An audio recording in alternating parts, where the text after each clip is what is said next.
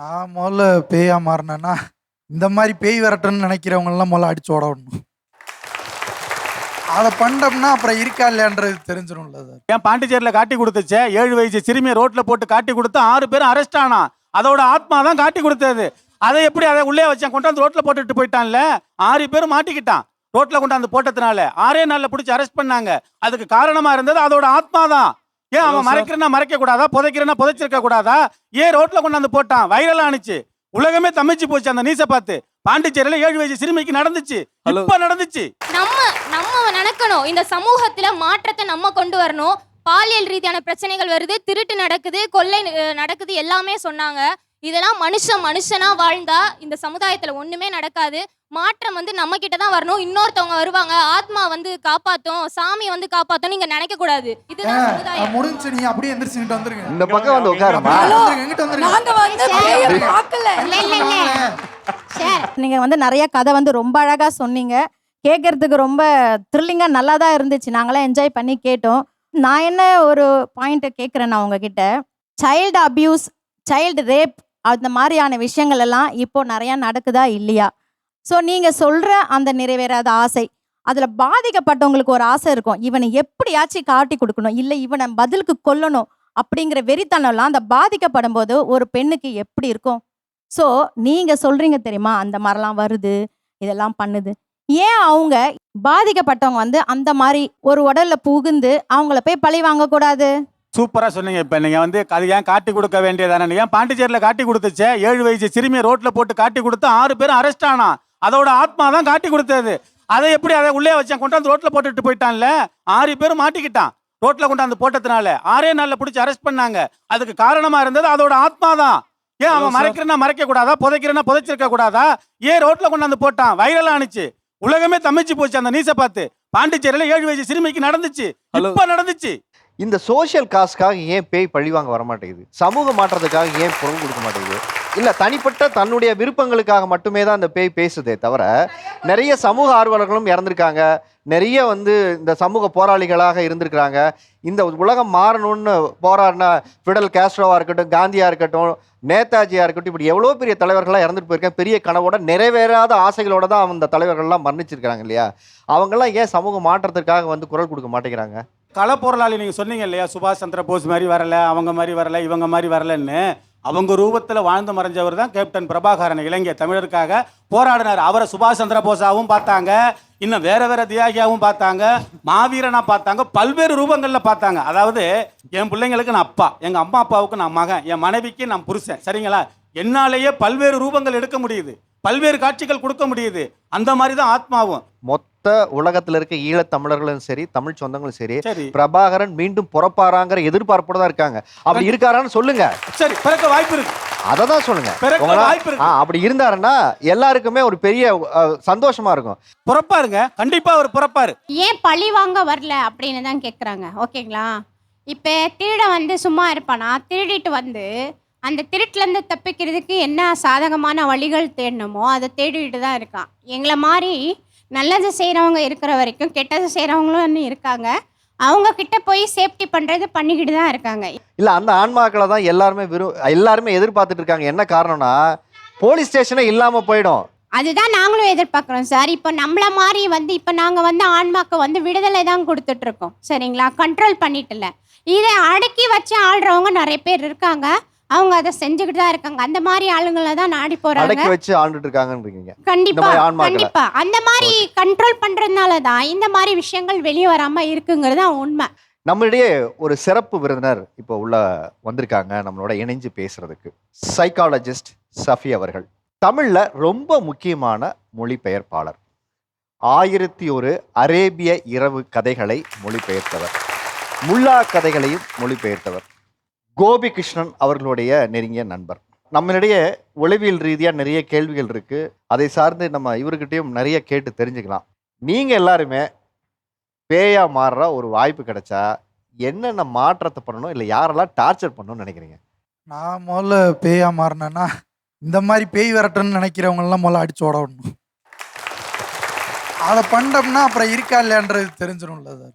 அவங்க எவ்வளோ பவர்ஃபுல்ன்றதை காமிச்சு பண்ணிக்கிறட்டும். எல்லாரும் மேக்ஸிமம் சொல்றது மிட் நைட்ல 1 மணிக்கு 1க்கு இருக்க போயில தான் பேய்கள் வந்து ஒரு உருவம் அப்படி தெரியுது, இந்த மூலையில வருது அப்படின்றதெல்லாம் இருக்கு.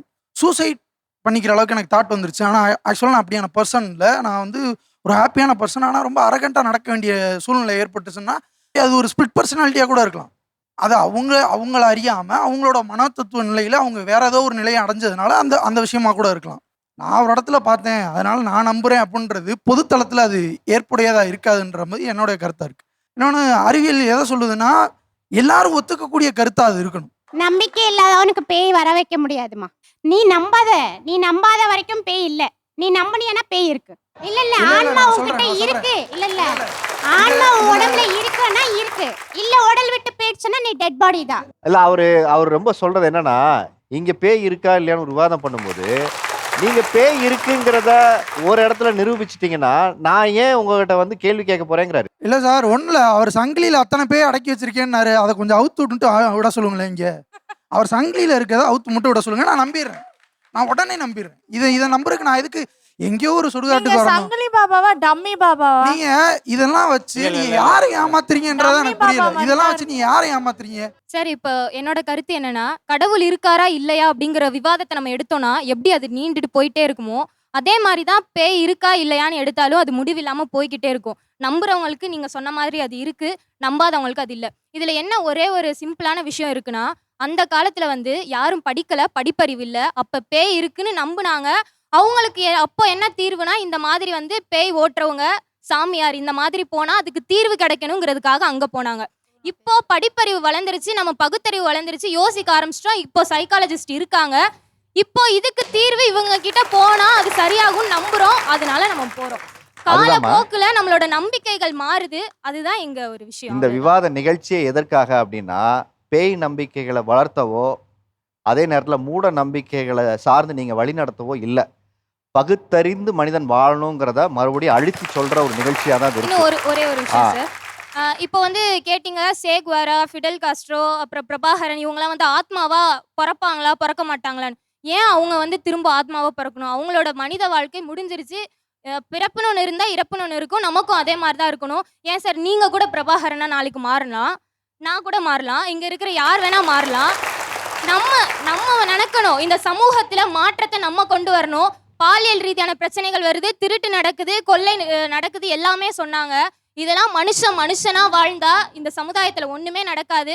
மாற்றம் வந்து நம்ம கிட்ட தான் வரணும். இன்னொருத்தவங்க வருவாங்க, ஆத்மா வந்து காப்பாத்தும், சாமி வந்து காப்பாத்தும் நீங்க நினைக்க கூடாது. இதுதான் சமுதாயம். முடிஞ்சு நீ அப்படியே எந்திரிச்சுட்டு வந்துருங்க. இந்த பக்கம் வந்து உட்காருமா.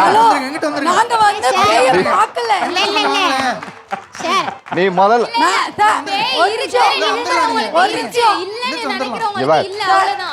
நீங்க முதல்ல ஒரு கருத்து சொன்னீங்க, பேய் இருக்குன்னு சொன்னீங்க, எங்க அம்மாவுக்கு நடந்துன்னு சொன்னீங்க. இப்ப நீங்க பேசுற கருத்துக்கு இதுக்குமே முரண்பாடு இருக்கு. இல்ல சார், நான் என்ன சொல்றேன்னா, பேய் இருக்குங்கிறது என்னோட நம்பிக்கை. நீங்க பேசுனது ரொம்ப அழகான விஷயமா, பாக்குற சின்ன பசங்களுக்கு முன்னுதாரணமான ஒரு தகவல் தான் சொல்லியிருக்கீங்க. உங்ககிட்ட இருந்து இந்த பதில நானே எதிர்பார்க்கல, ரொம்ப அழகா சொன்னீங்க. அதுக்கு முதல்ல என்னோட பெரிய கைதட்டு.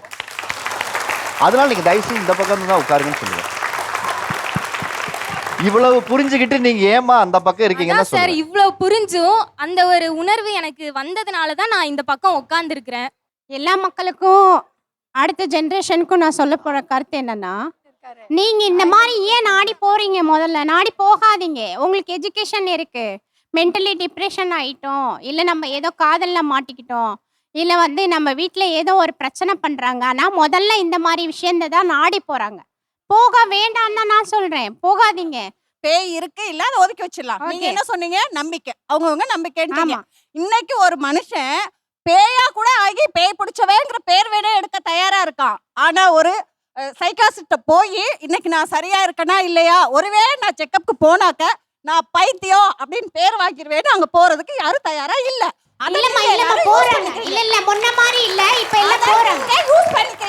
நீங்க பேய விரட்டுறவங்க. சோ நீங்க பேய பாத்திருக்கீங்களோ பாக்கலையோ, நீங்க எங்கள்கிட்ட வைக்கிற கொஸ்டின் என்னன்னா, நீங்க எங்கள்கிட்ட வர்றீங்க, ஓகேவா? நான் எனக்கு வந்து ஒரு ஹாஸ்பிட்டலுக்கு போய் நான் நல்லா இருக்கேனா இல்லையான்னு பாக்குறதுக்கு எனக்கு விருப்பம் இல்ல. ஏன்னா எனக்கு பைத்தியம்னு பேர் வந்துடும். அதே நான் உங்களை வந்து பார்த்து நான் பேய் பிடிச்சவன் நல்லா ஆயிட்டேன்னு பண்ணிட முடியும். நீங்க என்ன பண்றீங்கன்னா, இப்ப நீங்க சொன்னீங்க, நாங்க சொல்ல எங்களுக்கு தெரியாது, நீங்க சித்தா வைத்தியம் படிச்சிருக்கேன். ஒரு மெடிசனை வச்சு ஒரு பேஷண்ட்டுக்கு தான் நம்ம ட்ரீட்மெண்ட் பார்ப்போம். ஓகே ஓகேவா? ஓகே. பேய்க்கு கிடையாது. நான் வந்து ஃபர்ஸ்ட் அப்போ அந்த இடத்துல பேயே தெளிவா இல்ல. புரிஞ்சுக்கணும். ஒரு பேஷண்ட்ட தான் நீங்க செத்த போறதுனால ஒண்ணும் பிரயோஜனம் இல்ல. ட்ரீட்மெண்ட் பாக்குறீங்க. நான் வந்து அதுல விழுத்து, அதாவது மருந்து மாத்திரையை சாப்பிட்டு அதுலயும் கண்ட்ரோல் ஆகலைன்னா தான் நம்மள நாடி வராங்க. இல்ல இங்க சோசியல் ஸ்டிக்மா ஒன்று இருக்கு. என்ன அப்படின்னா, நான் மனோ தத்துவ நிபுணரை போய் பார்க்குறேன், இல்லை மனோ பிரச்சனைக்காக நான் ஒரு கவுன்சிலிங் போறேன் அப்படின்னா, எனக்கு ஒரு மனநோய் இருக்கு, எங்க வீட்டில் இருக்க புள்ள மென்டல் ஆயிடுச்சு அப்படின்னு இந்த ஊரே தப்பா பேசும், நாளைக்கு கல்யாணம் பண்ணிக்காது, இந்த சொசைட்டில மரியாதை இருக்காதுன்னு ஒரு பெரிய பிரச்சனை இருக்கு. ஆனா அதே நான் கோயில் குளத்துக்கு போறேங்கிற பேர்ல வந்து ஒரு பேய் ஓட்டிட்டு போயிட்டா, அது ஏதோ கெட்டதுப்பா, அது ஒரு 4 நாள்ல சரியா போயிடுச்சுன்னு சொல்லி அது ஒண்ணுதான் இந்த சார் குடும்ப உங்களுக்கு மரியாதையை காப்பாத்துறதுக்காக இல்ல சார் அந்த மாதிரி எல்லாம் இல்ல. அதுதான் அவங்க சொல்றாங்க. நிறைய மக்கள் இப்ப தெளிவான மக்களா இருக்காங்க. ஓகேங்களா? இது ஆர்குமெண்ட்டுக்காக சொல்லல. நிறைய படிச்சிருக்காங்க, படிப்பறிவு நம்ம கல்வி வந்து நல்ல முன்னேற்றம் ஆயிட்டு தான் இருக்கு. அதுலயும் விடுபடாத பிள்ளைங்களா தான் வராங்களா தவிர்த்து அதுல எல்லாத்தையும் மாட்டிக்கிட்டு நாங்க தான் திறமையான ஆளுங்கன்ட்டு உங்ககிட்ட ப்ரூவ் பண்ண நீங்க திறமையானவங்க நாங்க சொல்லல.